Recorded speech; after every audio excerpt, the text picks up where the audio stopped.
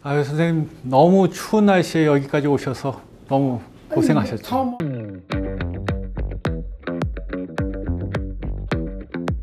처음 온 데서 온 사람도 있는데 뭐.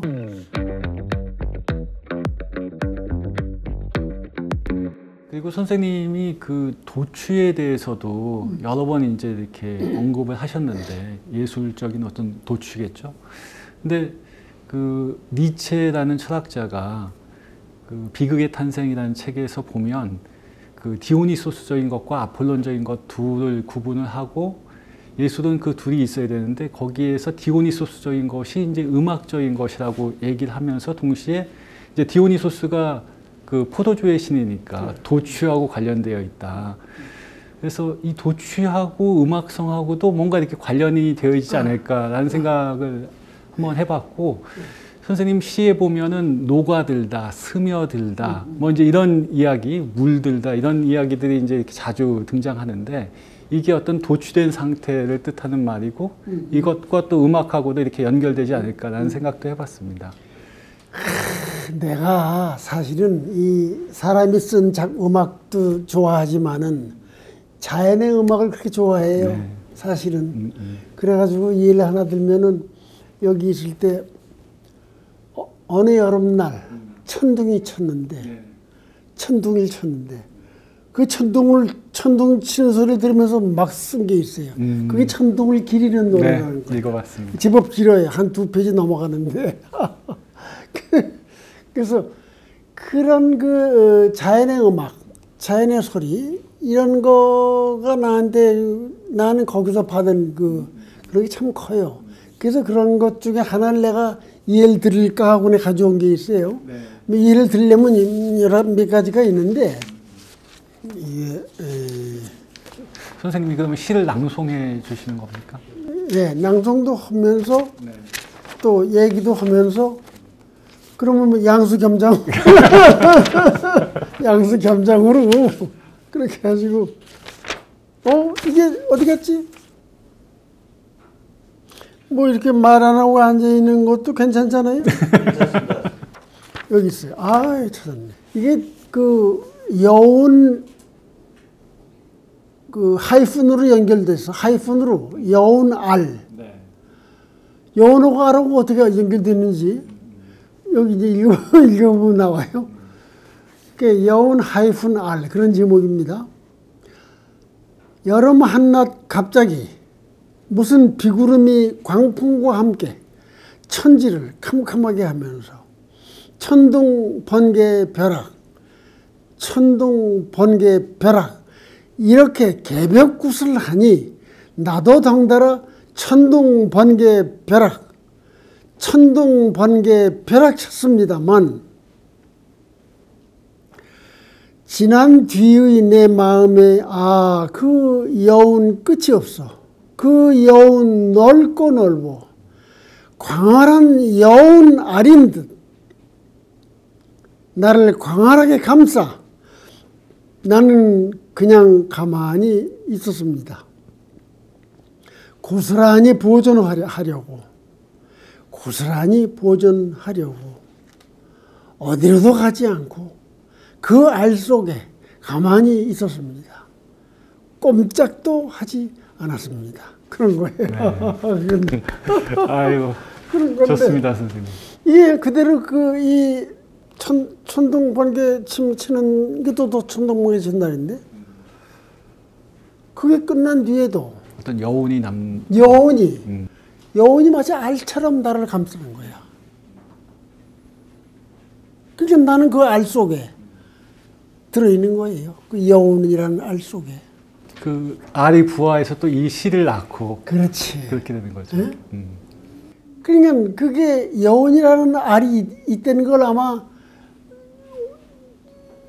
아무도 지금까지는 몰랐을 거거든요. 네, 몰랐습니다, 선생님. 그런 알이 낳는 것은 뭘까? 또 이렇게도 생각해 볼 수 있고, 여기서도 생각이 여러 가지가 또 꼬리를 물 수가 있어요. 사실 따지고 보면은. 그래서 이게 알이라는 게 결국은 거기서부터 뭐가 태어나잖아요. 이 시도 거기서 태어났지만은. 그러니까 그렇게 여운이라는 거, 음악, 자연의 음악, 그것이 이렇게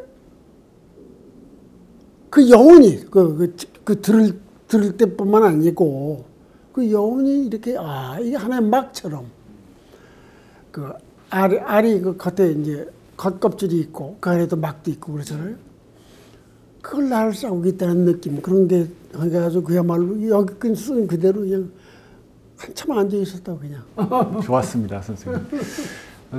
저는 최근에 선생님 이제 책을 새벽에 그 시집을 이제 이렇게 쭉 읽다가 선생님 시집에 보면은 이제 문장 기호 가운데 느낌표가 이렇게 자주 등장하는 모습을 보면서 갑자기 좀 엉뚱한 생각이 들었어요. 그 엉뚱한 생각이라는 게 뭔가 하니 그 인간의 어떤 고차원적인 정신 영역들을 문장 기호로 이렇게 표현해 볼 수 있지 않을까라는 생각이 들었는데 그래서 이제 예술은 뭐 그래도 느낌표가 아닐까 그런 생각을 해봤고 철학은 아무래도 계속 이제 이렇게 질문을 하는 거니까 제가 지금 선생님한테 질문하고 있는 것처럼 이렇게 물음표가 아닐까. 철학은 역시 물음표고 과학은 뭐 사실을 팩트를 가지고 마침표를 찍는 그래서 이제 과학은 마침표라고 얘기할 수 있을 것 같고 종교는 아무래도 말할 수 없는 어떤 그런 영역에 대해서 또 생각도 하고 명상에도 빠져보고 하는 것이기 때문에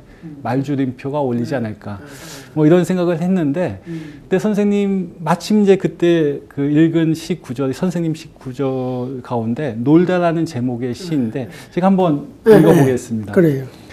괴로움을 견디느라 괴로움과 놀고 슬픔을 견디느라 슬픔과 놀고 그러다가 노는 것도 싫어지면 실증하고 놀고 라는 시였는데 너무 감동을 받았고요. 이게 선생님 최근의 시의 경지가 여기까지 왔구나 라는 생각도 하면서 방금 전에 그 엉뚱한 생각을 조금 수정해야 됐습니다. 그래서 시 또는 예술은 이 다양한 문장 기호들을 가지고 노는 게 아닐까. 이게 뭐 느낌표로 한정되는 것이라기보다는 그 문장 기호들을 다양하게 이것저것 그때그때마다 바꿔서 쓸 수 있는 가지고 놀 수 있는 그런 분야가 시가 아닐까라는 생각을 했습니다. 그래서 이와 관련해서 선생님 이 철학에도 관심이 많으시고 종교에도 또 관심이 있으셨고 또 생태 문제에 이렇게 고민하실 때에는 과학에도 관심을 가지셨고 이제 그러셨는데 뭐 예술은 말할 것도 없고 이런 각각의 어떤 인간의 그 최고의 어떤 정신의 영역이라고 할 수 있는 부분들에 대해서 각각 어떻게 생각하시는지 조금 이렇게 말씀해 주시면 좋을 것 같습니다, 선생님. 그런데 그 여러 분야에 대해서 이 얘기를 내가 할 수가 없지 않을까. 철학도 그렇고 과학은 더더나 그렇고 과학은 아까 근데 그 기호들이 참 재밌어요. 상당히 설득력이 있고 그래서 그걸 재밌게 보는데 뭐 과학은 생태에는 이제 그 생태시도 몇 편 썼으니까. 근데 그때 이제 그 생태 문제를 다룬 책들을 또 몇 권 읽었고 그래서 그 얘기는 산문에다가도 썼고 러블록 같은 사람. 네, 맞습니다. 그렇게 썼고 과학은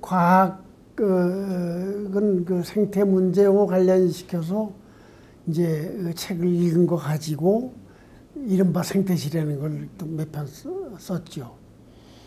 글쎄 뭐 철학은 워낙에 내가 니체를 좋아했으니까. 네.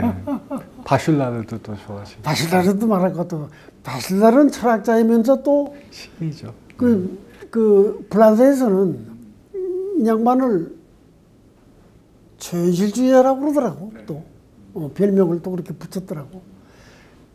그러니까 그 문장이 그 산문이 가지고 있는 뭐라 그럴까 그 시성이라고 할랬지. 근데 참 그런 걸 쓰기가 참 그렇게 쉽지 않잖아요. 맞습니다.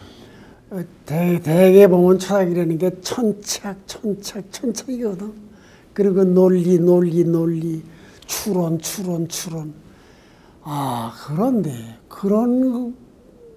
그렇게만 해가지고는 나는 우리 삶과 이 세계의 이 비밀이라고 할까?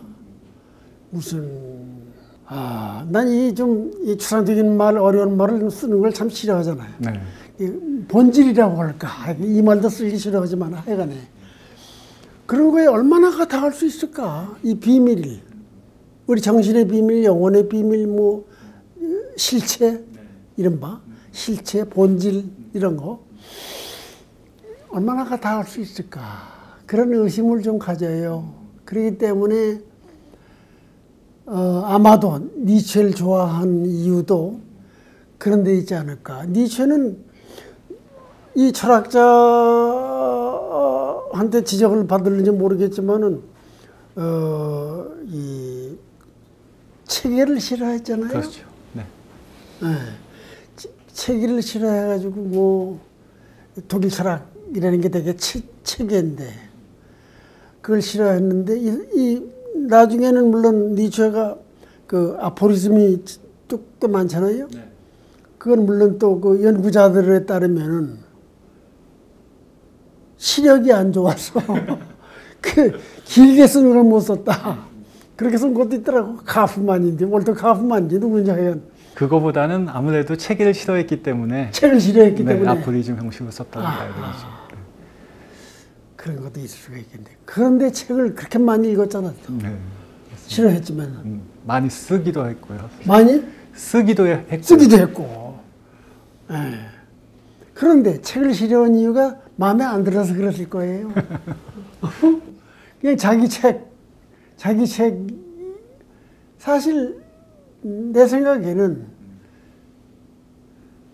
서양 철학에서 이게 지금 철학자가 또 이제 여러 가지 나중에 또 고쳐 줄 수도 있겠지만은 서양 철학에서希腊 철학부터 시작해가지고 현대 철학까지 뭐 문학도 포함을 시켜도 되는데 정신의 제일 높은 어떤 경지, 지경, 제일 높은 지경에 이르르는 사람이 니체가 아닐까 난 그렇게 생각을 해요. 그래서 그 사람의 글에서 아주 그냥 정말 꼼짝 못하게 정말 그 매력적인 그런 그래서 그걸 전에 그 산문 쓰면서 내 일생의 책들이라는 글이 있어요. 거기서 그런 얘기를 했어요. 니체의 매력에 대해서 얘기하면서 그 의외성이 참 난 좋았다. 그건 어느 철학자, 어느 뭐 책, 어느 무슨 종교 책에서도 못 본 고유한 그 철학자의 고유한 그런 의외성 같은 게 그 의외성이 뭐겠어요? 우리가 생각 못하는 걸 생각하고 그렇죠. 느끼지 못하는 걸 느끼고 있고 그렇다는 거를 그냥 우리가 감지할 수 있잖아. 니체 읽으면은 그게 그렇게 좋았어요. 그래가지고 뭐 산문에다가는 그 짤막짤막한 걸 가끔 인용도 했지만 마음에 드니까 했지만은 그 다른 철학자는 잘 모르겠고 뭐 별로 읽은 것도 없고 그저 니체를 좋아했고 종교 쪽은 하여간 불교 몰라 이 한국 시인들이 불교 영향을 받은 시인이 꽤 많을 겁니다. 맞습니다. 네. 한영훈부터. 네. 예. 그리고 받지 않을 수가 없죠. 그게 하나의 그 한국 시의 전통 속에 하나 들어 있으니까. 그러니까 우리도 가령 불교가 좋아서 읽었거든요. 여러 가지 이 책 저 책 젊어서부터도 읽고 그랬는데 근년에 이제 읽은 책이 한 서너 권이 있는데 그건 뭐냐면 한영조 교수라고. 네, 알겠습니다. 그 양반의 그 불교 금강경 강의, 붓다의 치명적 농담이라든지 또 허접한 꽃들의 축제라든지 이런 책들이 그렇게 좋더라고. 그 금강경을 나름대로 자기가 해독한 거고. 그러니까 그 불교를 그렇게 재미있게 그렇게 참 해설은 책이 그동안 없었어요. 어떤 스님도 그런 책을 쓴 적이 없다고. 그러니까 이 양반이 아마 댕기면서 강연도 참 많이 한다고 그래. 저 불교 쪽에서도. 그러니까 그런 거라든지. 그럼 선생님 크리슈나무르티에 관심을 가졌던 네. 것도 이게 불교하고 이렇게 어떤 연관성이 조금 그때는 불교하고 연관이 된 건 아니었고 그냥 그 미국서 한 6개월 있는 동안에 아이오와에서 그 책을 발견했어요. 책방에서 그 책방을 보다 이렇게 보니까 뭐 좋아 보이더라고.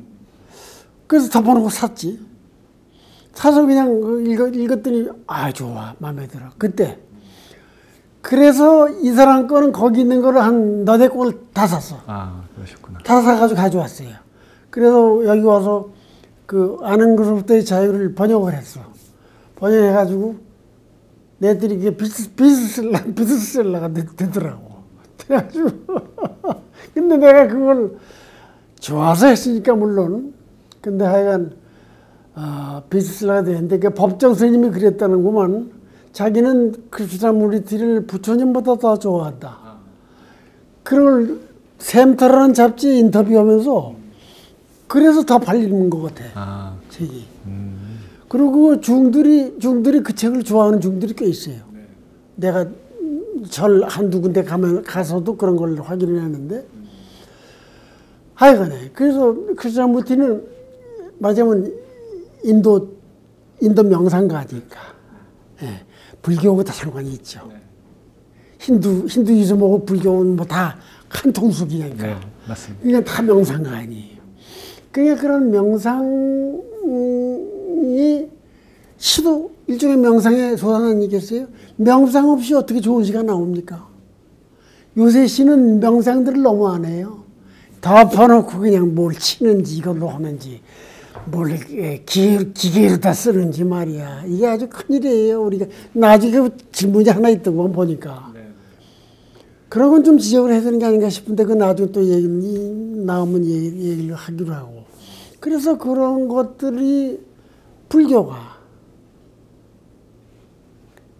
읽으니까 그렇게 좋으니까 읽으니까 그 전에는 물론 그 불교 학자가 쓴 책 이런 거 뭐 육조 단계니 뭐 이런 거를 젊은 시절에 좀 읽었어요. 근데 참 그게 읽기 어려웠게 쓴 글들 아니에요.